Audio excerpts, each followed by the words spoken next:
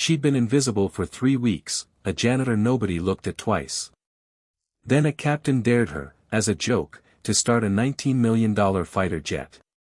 What he didn't know, in 20 minutes, 2 engines would roar to life, a colonel would freeze in shock, and his career would end before lunch. Before we get into how we got here, comment where you're watching from, and hit subscribe, because tomorrow's story is one you won't want to miss. The laughter started the moment Captain Derek Holt spotted her mopping near the hangar bay doors. "Hey! Cleaning lady," he called out, loud enough for half the flight line to hear. "You see that A-10 over there? Bet you could get it running, easy." The 4 pilots trailing behind him laughed on cue, phones already rising to record. Holt was 29, sharp-jawed, and used to being the loudest voice in any room he walked into.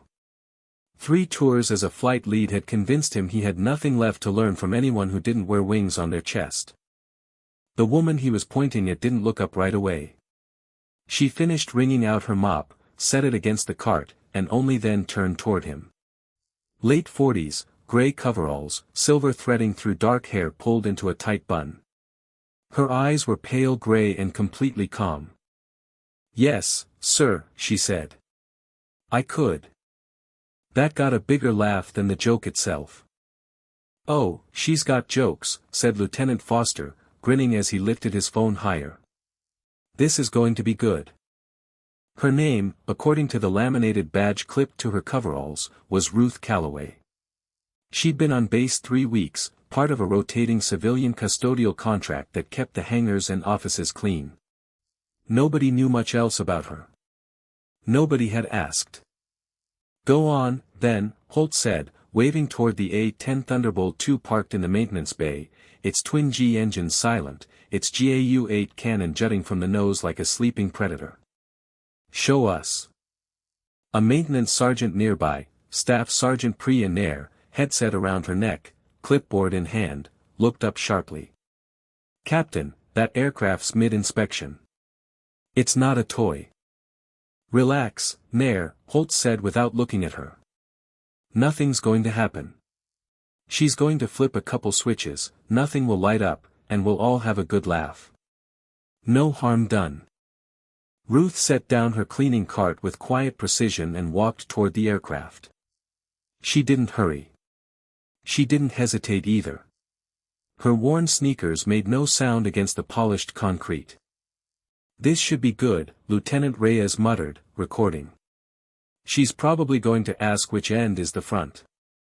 But Nair was watching more closely than the pilots were, and what she saw made the hair on her arms rise. Ruth didn't approach the jet like someone curious.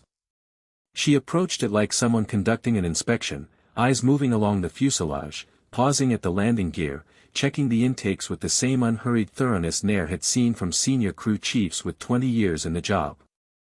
Ruth crouched by the main landing gear and came up holding a small red flagged pin between 2 fingers. "Someone left this in," she said. Nair's stomach dropped. She crossed the bay in 3 strides and took the pin from Ruth's hand, turning it over. Her voice went tight. "That's the ground safety pin. If maintenance had tried to retract this gear during a system check, it would have torn out the actuator," Ruth finished quietly. "Probably grounded the airframe for 6 weeks. "Lucky guess," Holt said, though something in his voice had gone thinner. "Anyone can spot a red flag." Ruth didn't answer him. She moved to the intakes next, checking each one methodically for foreign object debris, the way a pilot does before every single flight without exception. Then she circled to the access panel behind the wing root, popped it open with a practiced flick, and peered inside. "Utility hydraulic reservoirs reading low," she said, tapping a gauge buried behind 2 other components, a gauge most people on this base didn't know existed. "Should be topped off before next flight that won't fail today, would fail eventually." Lieutenant Foster lowered his phone. "Okay. How does a janitor know where the hydraulic gauge is?" "She's probably heard maintenance guys talking," Holt said, but he'd stopped smiling. "That doesn't mean she can start the thing." Ruth looked at him for a long moment. "Is that the bet, Captain. Holt's pride answered before his judgment could stop it. Fine. You get that bird running, I'll apologize to you in front of everybody here. You don't, you admit you were just playing along with a joke you didn't understand.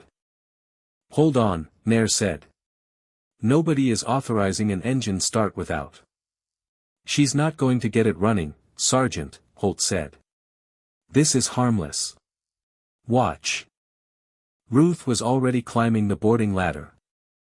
What struck Nair first was the economy of movement. Ruth's hands found the handholds without searching for them.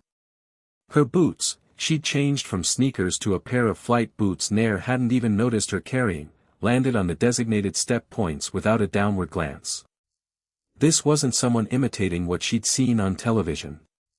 This was muscle memory. Ruth settled into the ejection seat and began adjusting it, quick and efficient, then ran her hands across the instrument panel in a pattern that made Nair's pulse quicken. It was a cockpit flow.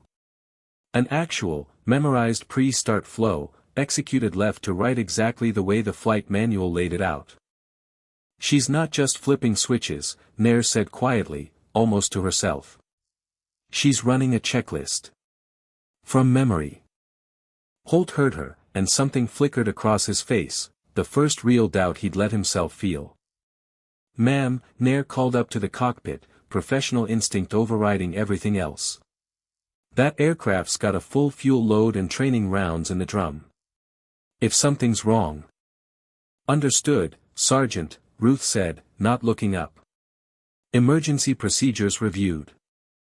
The APU came alive first, the small turbine in the tail spooling up with its familiar whine, exactly the way it was supposed to.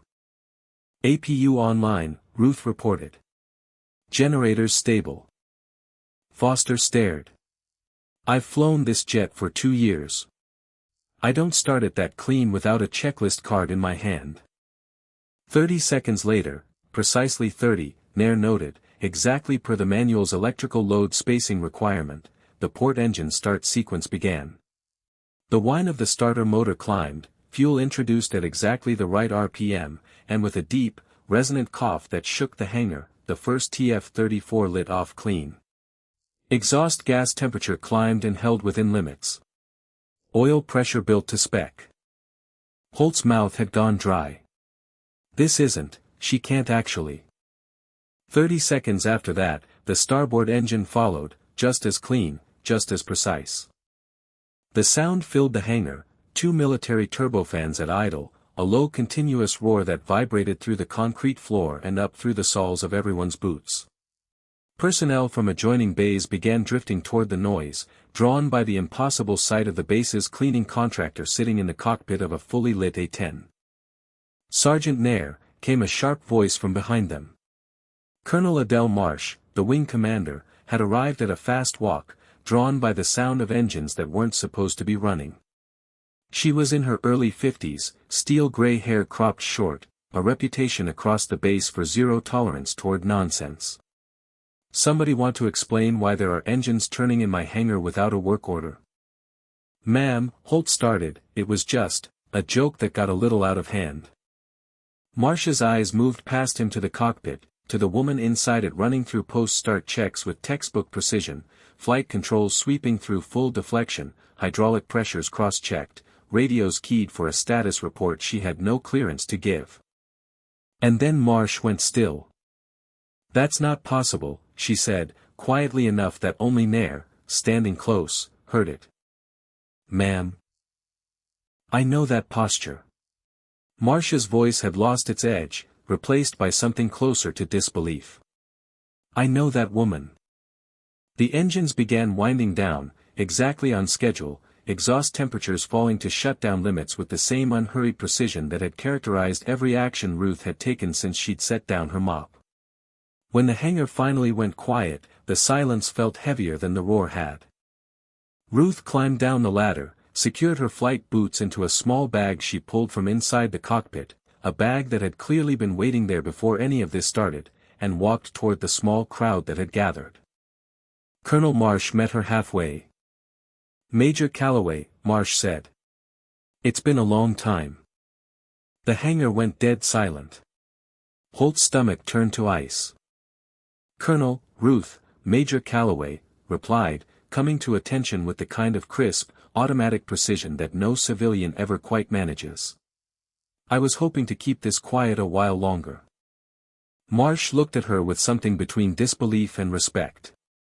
"When Inspector General's office told me they were sending someone to look into command climate on this wing, I pictured a man with a clipboard. Not one of the most decorated close air support pilots in Air Combat Command mopping my hangar floor for 3 weeks." The words landed on the assembled crowd like a physical weight. "Inspector General, investigation." Nair felt the pieces slot into place, the safety pin, the hydraulic gauge, the flawless startup sequence. Not luck. Not a lucky guess. Evaluation. Holt's knees felt unsteady. "Ma'am, Major, I didn't know." "That's rather the point of an undercover assignment, Captain," Marsh said, not looking at him. "Major Calloway, would you care to explain today's demonstration, or should I ask Captain Holt to explain his side first?" Ruth, Major Laura Calloway, as the record would soon confirm, turned to face Holt directly for the first time since the whole encounter had begun. "Captain, I've observed this wing's command climate for 3 weeks, she said, her voice level, without malice, which somehow made it land harder than anger would have. "Safety shortcuts, pressure on maintenance crews to sign off on discrepancies, and today, a commissioned officer using a civilian employee's assumed vulnerability as entertainment in front of junior personnel." It was a joke, Holt said, but the protest sounded hollow even to him. "It was a demonstration," Ruth replied. "Of exactly the kind of leadership failure I was sent here to find. You gave me one for free." Sergeant Nair spoke up, unable to stop herself. "Ma'am, is it true? 12 years, closest thing to a legend some of the older maintainers talk about, call sign Ghost." "That's classified, Sergeant," Ruth said, but there was no reproach in it, only the faint trace of a smile. "For now." Colonel Marsh turned to the gathered pilots, her voice dropping into a register that every one of them recognized instantly, the tone of a commander who had stopped being patient. "Every one of you who filmed this, every one of you who laughed, you'll be submitting a written statement. Captain Holt, you're grounded pending review, effective immediately." "Colonel, please.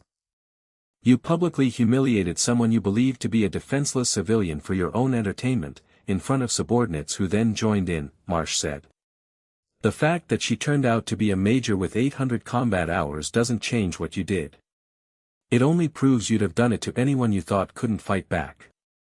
That's the part one intend to fix." Holt had no answer. For the first time since Ruth had set down her mop, he understood exactly how much trouble he was in, and that none of it had anything to do with who she really was, and everything to do with who he'd shown himself to be. Over the following weeks, the investigation widened well beyond that single hangar. Major Calloway's report, built from 3 weeks of quiet observation, dozens of documented safety shortcuts, and one very public demonstration, triggered a wing-wide review of maintenance practices and command conduct.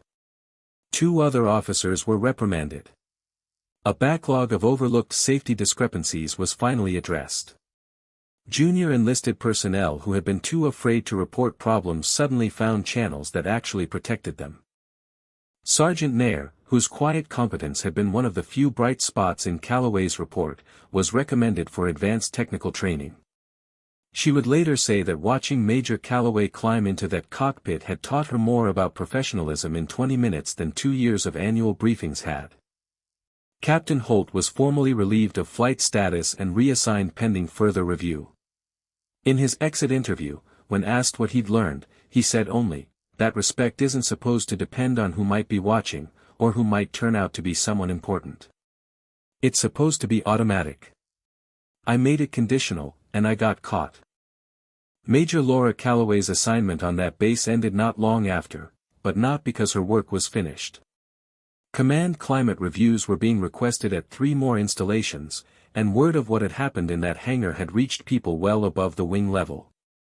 The next assignment would take her somewhere new, in a different uniform, under a different name, doing the same work, watching quietly, waiting for the moment when the truth would matter most, and then letting the engines speak for themselves. Because sometimes the person nobody bothers to look at twice is exactly the person keeping everyone honest, and sometimes, all it takes to prove it is 2 turbine engines and 20 minutes.